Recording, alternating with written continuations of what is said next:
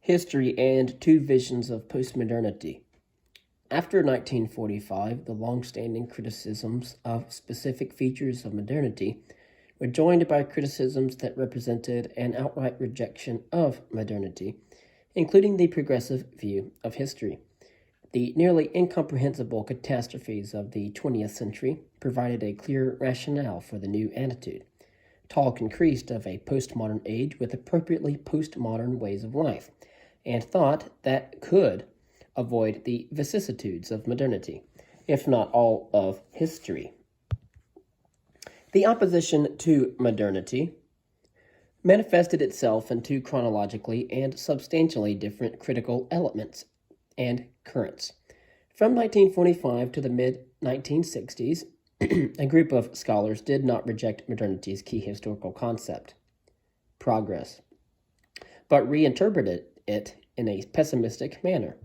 In the 1980s, they were succeeded by a much more influential group. Those members saw the human catastrophes of the past decades not as deviations from, but as revelations of, the true nature of modernity. Both groups of postmodernists suggested radically different versions of the human condition, each of them with severe implications for historiography. The early postmodernists and their static postmodernity. The group of postmodernists, active in the first 2 decades after the Second World War, abandoned notions of the end of progress, in Condorcet's terms of progress. In other words, an ultimate era of peace, happiness, freedom, and virtue. In doing so, they paralleled the thought of a mid-19th century French polymath, A.A. Cournot, who had spotted the supreme irony at work in progress, that of reason, guided history toward a perfectly rational world which, when established, would, due to its perfection, only know the continuity of an ever-same routine. The irony of history made progress dominated by relentless change into the march vers fixité. Cournot spelled out the price of that end stage. Human life would resemble life in a beehive, perfectly organized but lacking any freedom. In the 1930s, Alexander Kojève had projected a Hegelian development toward a postmodernity that he as well viewed as no longer deserving of being called human. In the works of the post-1945 postmodernists, that end stage, postmodernity with a human life radically restricted in scope, remained the main theme in a number of variations. For Hendrik de Man, mass production, mass consumption, mass media, and the transformation of all creativity into mere technique will lead to a metonymus life. According to Bertrand de Juvenal, the lure of the promise of complete material security will bring about the great protectorate, or the state that takes care of everything at the price of freedom. Arthur Gellin foresaw a petrified society in which the natural instincts have been replaced by minute or organization. Roderick Seidenberg envisioned a postmodernity society of organization as the triumph of the perfect social machine. In each case, the dynamics of progress had ended in a sort of entropy. In a popular and optimistic version of the same theme, Francis Fukuyama's The End of History and the Last Man, published in 1992, projected a more optimistic postmodern life and triumphant liberal democracy. This postmodernity life would be kept within safe but not oppressive boundaries. The two decisive and conflicting desires for recognition, one for superiority, the other for equality, have been transformed into a creative tension by liberal democratic institutions. Mutability had been limited, but not suppressed. The message was clear: the ultimate goal of progress had been misunderstood, because the irony of history had not been grasped. If human development were to end at a state of perfection, then the human condition would be by definition a static one. Modern developments must therefore not automatically be understood as harbingers of all that is good, but ironically as deceptive builders of a life strictly limited in dimensions for the sake of the perennial continuity of routine. Progress's claim to universal validity for its view on the course of history rested partially on empirically verifiable improvements in human life, but primarily on the extreme simplification of the historical dynamic. That is, all changes wrought by reason over time would result in the moral and material perfection of human life. Change energized by increasing rationality was perceived to have only temporary and not intrinsically bad consequences. Human development will end in a totally static and by definition infinite state of perfection. Postmodernists accepted such a turn in the human condition, except that their end stage did not conform to the usual joyous expectations of the advocates of progress. In the ultimate irony, however different their projected end stages were, these postmodernists accepted the radical reductionism inherent in traditional progress views. The perfection of the end stage is made possible by reducing the two basic temporal experiences, change and continuity, arbitrarily into one. This early group of postmodernists saw the ultimate stage marked by the triumph of continuity, in that change, if any, would be negligible. Historians were not disturbed by what, in theory, posed a grave threat to their endeavor, but to them appeared to be speculative philosophy. On the positive side, these postmodernists used methods and approaches to scholarly inquiry that were empirical in the manner of the social sciences, some of which had proved useful in the reconstructing of the past's reality. But historians could not have been pleased by the role assigned to them in postmodernity, except for Fukuyama, one reduced to writing annals that recorded an unchanging narrow routine. Historians could have pointed out that millennia of human existence have shown the two temporal experiences, change and continuity, to comprise the unalterable full-time dimension of the human condition. Theories could not change that reality. The later postmodernists and their postmodernity of total flux. Beginning in the 1970s, another radical criticism of modernity gained increasing currency, primarily through the work of French scholars, among them Michel Foucault and Jacques Derrida. The new group of postmodernists, also disillusioned and shocked by the great human catastrophes of the 20th century, again foresaw an age in which a new outlook on and the way of life would exclude the crucial causes for the vicissitudes of history. Its basic proposition maintained that all assertions of universality and permanence present in history and theory and life were dangerous illusions. They too easily led to claims of absolute truth or knowledge which, when wedded to sufficient power, have caused immense human catastrophes. Such a tie-in could be avoided if the world were seen as being in a state of complete, directionless, and endless flux. In terms of historical theory, the dual human experience of time had to be redefined. This group of postmodernists resolved the perennial and crucial tension between continuity, acquired, and change by declaring change to be the sole temporal reality. The continuity acquired the nature of a temporary human construct. In such a world of flux, truth could no longer be declared to be absolute. All notions and features of efficacious continuity, such as thinking in terms of the natural, essential, or inherent, had to be abandoned. Interpretations of individuals, texts, and truth with such qualities had to be decentered, that is, to be deprived of such anchors of stability. Only when and then could diversity, multiplicity, heterogeneity, and utter flexibility be made to prevail over artificial homogeneity. The linguistic turn and historical practice. While the earlier postmodernists had affirmed objective and permanent forces and patterns to be at work in human life and history, the new postmodernists did not. They were best characterized as post-structuralist. French structuralists, in the vein of Claude Lévi-Strauss, had still acknowledged the presence of permanent codes, or even a universal code, behind the myriad phenomena of the world. For their rejection of such elements of fixity, these postmodernists had recourse to a broad intellectual current that since the early 1900s has swept language into the center of thought, the so-called linguistic turn.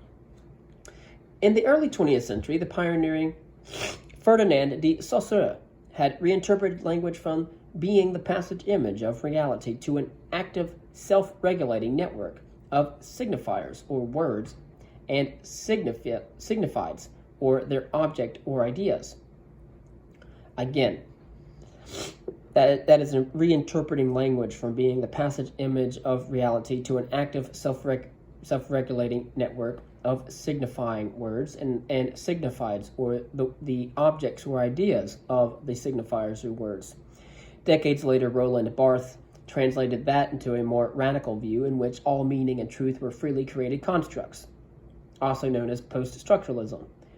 Historical accounts had no more claim to truth than any other text. The whole scholarly apparatus that intended to ensure accuracy in the relation between historical accounts and past reality produced not an image of that reality at all, but only a reality effect. Post-structuralist influence on history, most importantly and pertinently through Michel Foucault and Jacques Derrida, aimed at ending a period of thought in Western culture in which the consciousness of the rational and world-shaping subject had been at the center. That subject was now itself seen as being shaped and defined by the linguistic network in which it was embedded. As a linguistic construct, its identity lacked all permanent features. Hence, derived the talk of the death of the subject and its correlate, the end of history.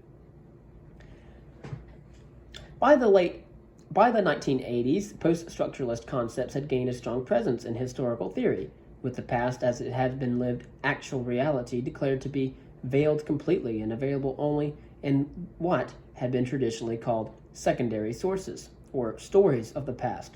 Truth, research, objectivity, facts, and meaning were redefined. All historical accounts were seen as constructs written in reference to earlier texts, or other constructs. So text referred to texts, but never to anything outside of them. And again, Foucault has said that as a linguistic construct, identity lacked all permanent features, hence derived the talk of the death of the subject and its correlate, the end of history. Beset by internal tensions and contradictions between their textual elements, texts were fragile and incapable of making more than tentative truth claims. Research, no longer an attempt to reconstruct the actual past, became the self-reflexive reading of other texts. In the analysis of historical accounts, authors and readers would be equals. No text would lay claim to superiority over other texts based on a special, profound insight into past reality.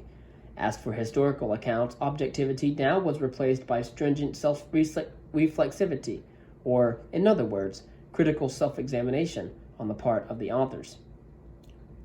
The dynamics of postmodernity and history's role.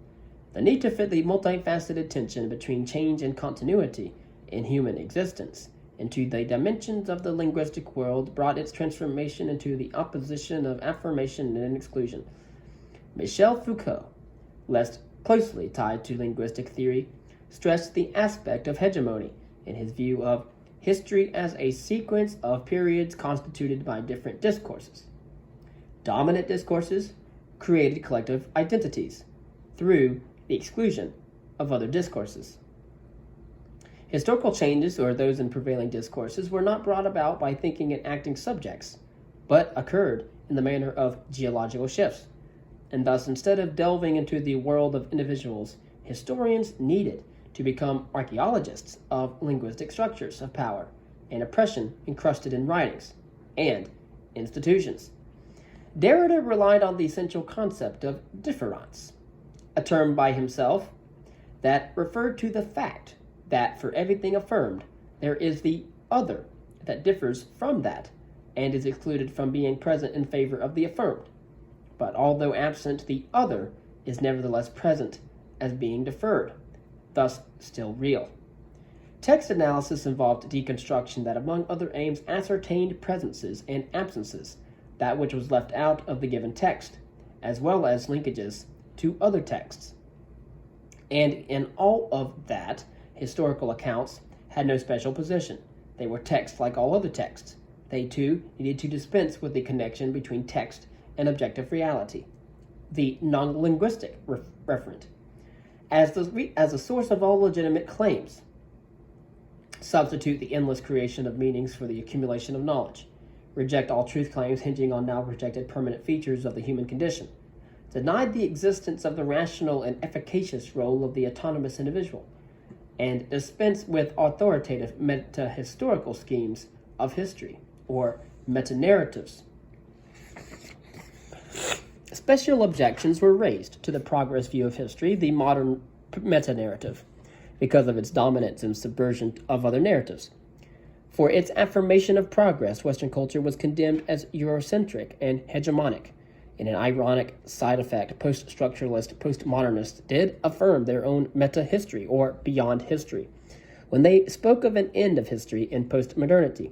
Such an end implied a two-phase human development with starkly different human conditions, of which the latter was far superior to the earlier.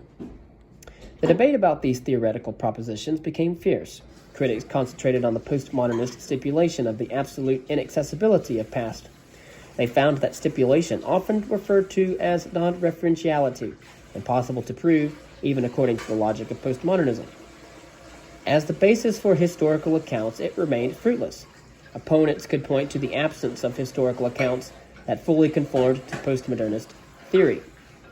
Proponents of a linguistically and/or literary accented narrativist view of history produced a large number of theoretical works that tried to come to terms with the stipulation of non-referentiality. Yet aside from the attempts to view historical accounts as narratives with special safeguards, post-structuralist postmodernists did not demonstrate how they could establish a historical practice reflective of and useful to life. These difficulties had their deepest root in the recourse to another theoretical oversimplification in mastering life's complexity. Like the earlier postmodernists, the post-structuralist postmodernists engaged in a radical reduction of the temporal human experience to only one component. This time it was change, or mutability. The second component, continuity, was declared to be a dangerous illusion, the cause of the vicissitudes in the past and an obstacle to the proper affirmation of the world in complete flux, marked by perfect flexibility and a total lack of harmful elements of stability. Although post-structuralist postmodernists could not realize their grand vision of a complete revision of historical thought and practice, they did make valuable contributions to both. Language will never again be seen as a purely passive element in historical practice. The role of language was far more important than the contributing style to an account. Linked to that was an enhanced status of the narrative. Historians also will be much more aware of the full implications, even ethical implications, of the choice of methods. That choice was no mere technical matter, as it determined what was seen and dealt with, and while good historians have never made claims of absolute truth for their works, postmodernists have strengthened the warnings against overly broad and truth claims. And as postmodernists have explored the issue of inclusion and exclusion, they have contributed to an awareness of the need to safeguard heterogeneity. Such marks on mainstream history will be lasting. In one largely unnoticed way, both versions of postmodernism have made an important contribution to historical thought. When they gave dominance to either change or continuity, they focused attention on the role of time in life and its history. A shift of focus was most salutary, although its full implications have not yet been explored.